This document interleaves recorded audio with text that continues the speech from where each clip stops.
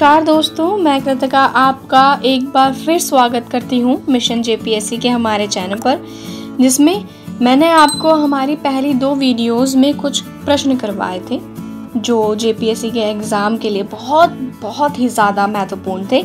तो चलिए आज हम कुछ अन्य प्रश्नों के बारे में जानते हैं। अगर आपने वह वीडियो देखी होगी तब आपको यह तो ज़रूर याद होगा कि मैंने आपसे एक प्रश्न का उत्तर ढूंढ के लाने के लिए कहा था। जो प्रश्न था, जनगणना 2011 के अंतिम आंकड़ों के अनुसार भारत का पुरुष स्त्री अनुपात क्या है, जिसका उत्तर अगर आप में से कई सारे लोग ढूंढ के लाए हैं तो कृपया करके हमें कमेंट बॉक्स में ज़रूर बताएं। अगर नहीं लाए हैं तो चलिए शुरुआत करते हैं हमारी आज की इस वीडियो की, जिसमें हम इसी प्रश्न के उत्तर से इसकी शुरुआत करेंगे, जिसका उत्तर है 1000:940।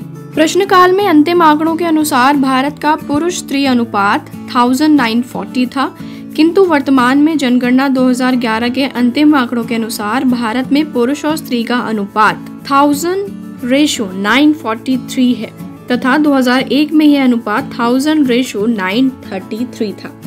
हमारा अगला प्रश्न है, जनगणना 2011 के अंतिम आंकड़ों पर आधारित राज्यों में उनके बालकों के लिंग अनुपात अवरोही क्रम में व्यवस्थित कीजिए।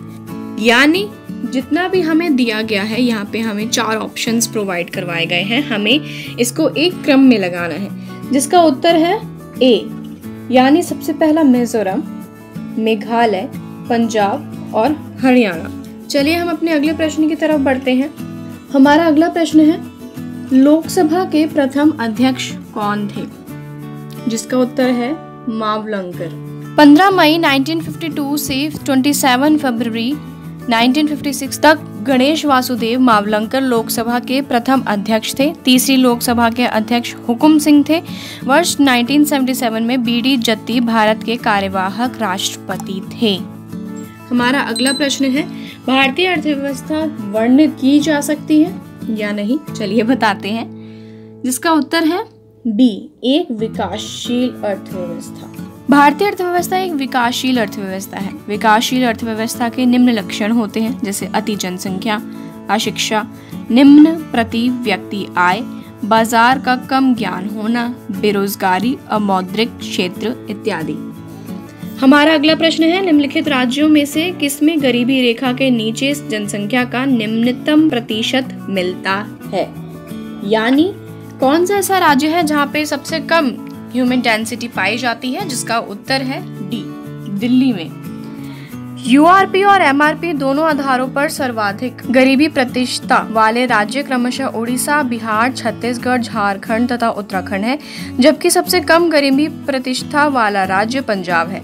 ध्यावत्य हो कि यूआरपी विधि के खपत आंकड़ों में खपत की सभी मदों के लिए 30 दिन की स्मरण संदर्भ अवधि का प्रयोग किया जाता है, जबकि एमआरपी विधि के खपत आंकड़ों में 5 कम खरीदी जाने वाली वस्तुएं, नमूना वस्त्र, जूते, टिकाऊ वस्तुएं, शिक्षा शामिल है। हमारा अगला प्रश्न है, भारत में सामुदायिक विकास कार्यक्रम कब आरंभ हुआ था, जिसका उत्तर है 2 अक्टूबर 1952 ईस्वी। अगर हम इसके उत्तर को एक्सप्लेन करें तो सामुदायिक विकास कार्यक्रम का प्रारंभ 2 अक्टूबर 1952 को किया गया था, जिसका उद्देश्य आर्थिक नियोजन एवं सामाजिक पुनरुद्धार की राष्ट्रीय योजनाओं के प्रति देश की ग्रामीण जनता के सक्रिय रुचि पैदा करना था। हमारा अगला प्रश्न है, प्रथम पंचवर्षीय योजना की प्राथमिकता क्या थी, क्या लगता है आपको? इसका हमारा उत्तर है कृषि का विकास, क्योंकि इतना तो आप जानते ही होंगे कि जो हमारा देश है वो कृषि प्रधान देश है, तो इसी के चलते प्रथम पंचवर्षीय योजना 1 अप्रैल 1951 से 31 मार्च 1956 तक डोमर समृद्धि मॉडल पर आधारित थी। प्रथम योजना के प्रमुख उद्देश्य थे कृषि क्षेत्र के विकास को सर्वोच्च प्राथमिकता, देश के विभाजन तथा युद्ध से उत्पन्न असंतुलन को दूर करना, संतुलित विकास करना, न्यूनतम समय में खाद्यान्न संबंधी आत्मनिर्भरता की प्राप्ति, लघु एवं कुटीर उद्योगों का पुनरुद्धार तथा औद्योगिकरण हेतु वंचित पृष्ठभूमि तैयार करना। हमारा अगला प्रश्न है, भारत में मिल निर्मित कपड़े का सर्वाधिक उत्पादन कहाँ से प्राप्त होता है, जिसका उत्तर है महाराष्ट्र से। भारत में मिल निर्मित कपड़े का सर्वाधिक उत्पादन महाराष्ट्र में होता है, फिर गुजरात और तमिलनाडु का स्थान आता है। महाराष्ट्र में मुंबई के अतिरिक्त अमरावती, अकोला, शोलापुर, ठाणे, सतारा, नागपुर और वर्धा आदि प्रमुख कपड़ा उत्पादक केंद्र हैं। हमारा अगला प्रश्न आता है, भारत में चावल का आधिक्य उत्पाद कहाँ होता है? जिसका उत्तर है सी यानी पंजाब। भारत में बोई गई फसलों के अंतर्गत सबसे अधिक क्षेत्रफल चावल का है। सबसे अधिक चावल का उत्पादन पंजाब राज्य में किया जाता है। इसके बाद आंध्र प्रदेश व तमिलनाडु का स्थान है। पश्चिम बंगाल, असम व केरल में एक साल में 3 बार चावल उत्पादन किया जाता है। हमारा अगला प्रश्न है, निम्नलिखित युग्मों में से कौन सम्मिलित नहीं है, यानी कौन सा मिसमैच्ड है? जिसका उत्तर है सी केला, महाराष्ट्र। 2013-14 के आंकड़ों के अनुसार फसल प्रमुख 3 उत्पादक राज्य हैं। प्रथम, द्वितीय, तृतीय। आलू उत्तर प्रदेश में मिलता है, नारियल तमिलनाडु, केरल, कर्नाटक से मिलता है, तंबाकू आंध्र प्रदेश, गुजरात, कर्नाटक से मिलता है और केला तमिलनाडु, महाराष्ट्र और गुजरात में मिलता है। हमारा अगला प्रश्न है, भारत में वित्त आयोग का गठन कितने वर्षों के लिए किया गया था? जिसका उत्तर है 5 वर्षों के लिए। भारतीय संविधान के अनुच्छेद 280 में वित्त आयोग के गठन की व्यवस्था है। इसके अनुसार राष्ट्रपति प्रत्येक 5 वर्ष के पश्चात या यदि आवश्यक हो तो इसके पूर्व वित्त आयोग का गठन करेंगे। अनुच्छेद 238(3) के अंतर्गत वित्त आयोग निम्न बातों के संबंध में राष्ट्रपति को अपनी संस्तुति करेगा। पहला, संविधान के तहत केंद्र तथा राज्यों के मध्य वितरित किए जाने वाले या वितरित किए जा सकने वाले करों के निवल प्राप्ति के संबंध में भारत की संचित निधि में से राज्यों को दिए जाने वाला सहायता अनुदान, सुदृढ़ वित्त के हित में अन्य विषय जिस पर राष्ट्रपति वित्त आयोग की सुसंस्कृति प्राप्त करना। हमारा अगला प्रश्न है, नियोजन आयोग के विशेषज्ञ पैनल ने हाल में ही कर लगाने योग्य आय पर उपकर की स्तुति की है। कौन सा इसका आंसर हो सकता है? जरा सोचिए। इसका आंसर है शिक्षा के विस्तार में। अगर हम इसके उत्तर को एक्सप्लेन करें तो योजना आयोग के विशेषज्ञ पैनल ने शिक्षा के अधिकार के लिए उपकर लगाने की स्तुति की थी। ध्यावत्य हो कि कर एक प्रकार का अनिवार्य अंशदान है जिसे करदाता बगैर किसी प्रतिफल के सरकार को कर आधार से संबंधित होने के लिए देता है। किसी उद्देश्य विशेष की पूर्ति के लिए कर नहीं लगाया जाता। इसके लिए राजस्व उगाही के लिए उपकर लगाया जाता है। हमारा अगला प्रश्न है, बैंक दर से अभिप्राय उस ब्याज दर से है जो, ये एक इनकम्प्लीट सेंटेंस है जिसको आपको पूरा करना होगा। तो इसका उत्तर है बैंक द्वारा ऋण लेने वालों से ली जाती है। भारतीय रिजर्व बैंक द्वारा परिमाणतः साख नियंत्रण के तहत निम्न उपाय किए जाते हैं: बैंक दर, नकद कोष अनुपात, खुले बाजार की क्रियाएं इत्यादि। जिसमें बैंक दर वह दर है जिस पर भारतीय रिजर्व बैंक वाणिज्यिक बैंकों के प्रथम श्रेणी के बिलों की पुनः कटौती करता है।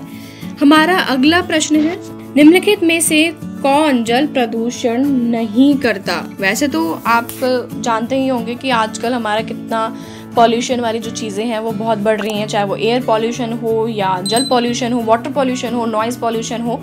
लेकिन यहाँ पे हमारा प्रश्न है कि कौन सी ऐसी चीज़ है, कौन सा ऐसा सब्सटेंस है जो वाटर पॉल्यूशन नहीं करता? जिसका उत्तर है बी तांबा। जस्ता, निकल तथा सल्फर डाइऑक्साइड जल को प्रदूषित करते हैं, जबकि तांबा को जल प्रदूषक नहीं माना जाता। तांबे के बर्तनों में जल को रखने पर उसमें शुद्धता बढ़ती है। तो आप में से अब कौन तांबे के गिलास में पानी पीना शुरू कर देगा, हमें जरूर बताइएगा। नेक्स्ट हमारा क्वेश्चन है, ग्रीन हाउस गैसों की संकल्पना किसने की थी? जिसका उत्तर है जोसेफ फोरियर ने। जोसेफ फोरियर ने ग्रीन हाउस गैसों की संकल्पना की थी। ग्रीन हाउस प्रभाव के लिए जिम्मेदार गैस मुख्यतः carbon dioxide, chlorofluorocarbon, nitric oxide तथा मीथेन आदि हैं। ग्रीन हाउस प्रभाव द्वारा विश्वव्यापी पर्यावरणीय समस्याएं उत्पन्न हो रही हैं। अब हमारा नेक्स्ट प्रश्न है, निम्नलिखित में से कौन सी प्राकृतिक रूप से पाई जाने वाली ग्रीन हाउस गैस सर्वाधिक ग्रीन हाउस इफेक्ट करती है?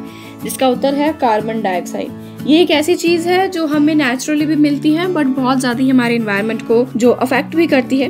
ग्रीन हाउस गैस में सर्वाधिक मात्रा कार्बन डाइऑक्साइड की होती है। इसके अतिरिक्त क्लोरोफ्लोरोकार्बन, मीथेन तथा नाइट्रिक ऑक्साइड भी ग्रीन हाउस प्रभाव को बढ़ावा देते हैं। पेट्रोलियम तथा कोयले की बड़ी मात्रा प्रतिवर्ष जलाने में वायुमंडल में कार्बन डाइऑक्साइड गैस की मात्रा में क्रमशः वृद्धि होती जा रही है। हमारा अगला प्रश्न है, सोयाबीन के दाने में तेल की कितनी मात्रा होती है? कभी आपने खाया है सोयाबीन का तेल? हमें भी जरूर बताइएगा, मैंने तो कभी नहीं खाया। चलिए इसका उत्तर देखते हैं। 38% to 40%। सोयाबीन एक बहुउपयोगी 40 से 50% तक तेल वाली द्विदल फसल है। यह मुख्यतः रबी की फसल है। इसमें अधिक मात्रा में प्रोटीन एवं वसा पाया जाता है। इसको दलहन और तिलहन दानों फसलों में रखा जाता है। भारत में इसका सर्वाधिक उत्पादन मध्य प्रदेश में किया जाता है। तो आपके लिए यह भी बहुत बेनिफिशियल हो गया, हमने बता दिया आपको कि मध्य प्रदेश में इसका सबसे ज्यादा उत्पादन होता है। हम अपना अगला प्रश्न की तरफ बढ़ते हैं। कौन देश गैसोहोल का सबसे बड़ा उत्पादक एवं उपभोक्ता है? जिसका उत्तर है ब्राजील। ब्राजील विश्व में सबसे अधिक गन्ने का उत्पादन करता है तथा उन्नत तकनीकी के कारण विश्व में सबसे अधिक गैसोहोल का उत्पादन भी करता है तथा पेट्रोलियम पदार्थ के साथ उपयोग करने के कारण वह सबसे बड़ा उपभोक्ता भी है। हमारा अगला प्रश्न है, विश्व पर्यावरण दिवस कब मनाया जाता है? ये तो आप सभी को पता ही होगा। इसका उत्तर है 5 जून। वर्ष 1972 में 5 जून से 12 जून तक स्वीडन की राजधानी में संयुक्त राष्ट्र संघ द्वारा मानव पर्यावरण कॉन्फ्रेंस आयोजित की गई। इस कॉन्फ्रेंस के रूप में 5 जून 1972 को संयुक्त राष्ट्र पर्यावरण कार्यक्रम UNEP की स्थापना की गई। 5 जून को ही विश्व पर्यावरण दिवस की घोषणा की गई थी। हमारा सबसे आखिरी प्रश्न है आज के सेशन का, राष्ट्रीय पर्यावरण दिवस अभियांत्रिकी शोध संस्थान यानी NEERI कहाँ अवस्थित है? जिसका उत्तर है सी, नागपुर में। राष्ट्रीय पर्यावरण अभियांत्रिकी शोध संस्थान नागपुर में अवस्थित है। गणितीय प्रतिरूप और कंप्यूटर अनुरूपण केंद्र बेंगलोर में, भारतीय रसायन प्रौद्योगिकी संस्थान हैदराबाद तथा भारतीय राष्ट्रीय वैज्ञानिक अभिलेखन केंद्र नई दिल्ली में अवस्थित है। चलिए ये था हमारा आज का सेशन। मैं आपको अगले एक सेशन के लिए एक क्वेश्चन तो जरूर देके जाऊंगी, ये मैं कैसे भूल सकती हूँ। तो हमारा अगले सेशन के लिए एक क्वेश्चन आप सभी के लिए है, निम्नलिखित में से किस राज्य में तांबा का सबसे अधिक भंडार किया जाता है? अगर आपको याद हो तो मैंने अभी एक प्रश्न के उत्तर में इसको डिफाइन किया था। तो चलिए देखते हैं कि आपको इन चारों में से कौन सा उत्तर सबसे ज्यादा सही लगता है। अगर आप हमारे अन्य प्रश्नों के उत्तरों को जानना चाहते हैं या स्पेसिफिकली इस उत्तर को भी जानना चाहते हैं तो हमारे साथ बने रहिए। आपसे फिर मुलाकात होगी, तब तक के लिए बने रहिए मिशन JPSC के साथ। नमस्कार। आपकी JPSC परीक्षा की तैयारी को फास्ट ट्रैक पर लाने के लिए भारत का प्रसिद्ध पब्लिशर प्रभात प्रकाशन आपके लिए लाया है कंप्लीट बुक सीरीज। इसमें आपको मिलेंगी पेपर 1 और पेपर 2 की संपूर्ण गाइड बुक्स।